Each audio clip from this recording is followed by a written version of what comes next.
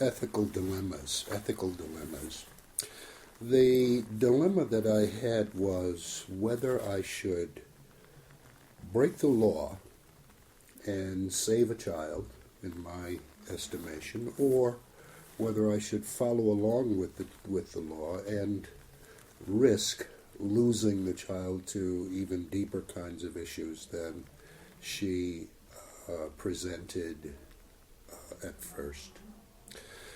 I'm a college administrator, and part of my duty happens to be working in a counseling center. There was a case not too long ago when a group of students from one of the suites in the dormitories came to me and said, "We've got this girl in our office that you're going to have to see." And I said, "Of course, have to?" And they said, "Yeah, we found her in the bathroom this morning, and she was bleeding from her arms and from her thighs. She begged us not to tell the dormitory, the people who run the dormitory, but she needs some help, so you're going to have to see her." And of course I said, "Fine, bring her in." The students went and got her and brought her back to the center, at which point she began to tell me her story.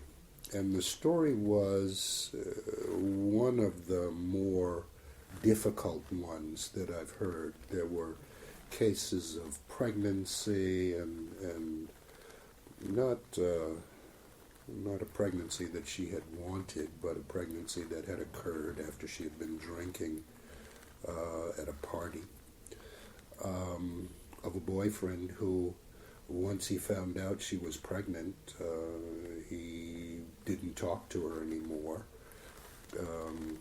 She had a spontaneous abortion, did not have the baby, obviously. And what occurred was she finally got to the place where she began not to trust anybody at all and began feeling powerless.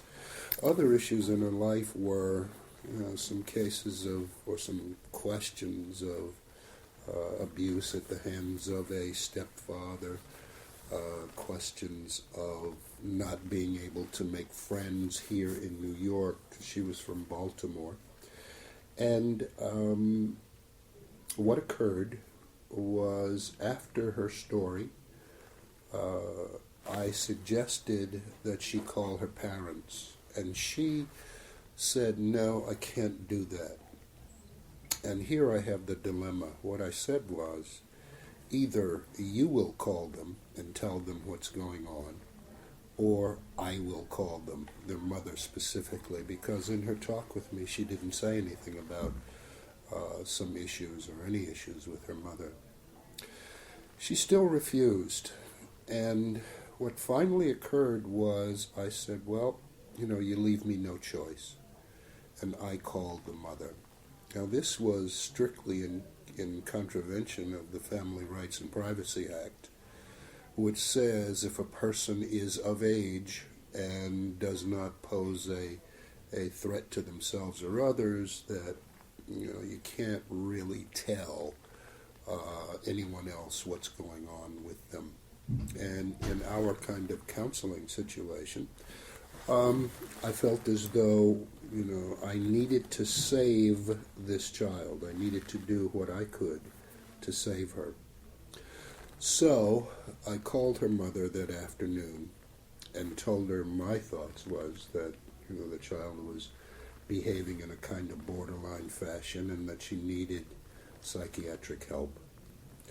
The mother agreed and said that as soon as she got home on the spring break that she would make certain that the psychiatric help was available to her.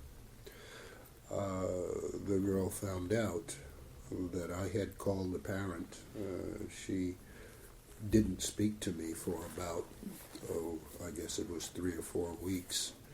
And what occurred was, as she got more and more involved with the therapy and as she got more and more involved with the medication, her ideas about her life changed. So the dilemma that I had was either you pay attention to the law or pay attention to the child.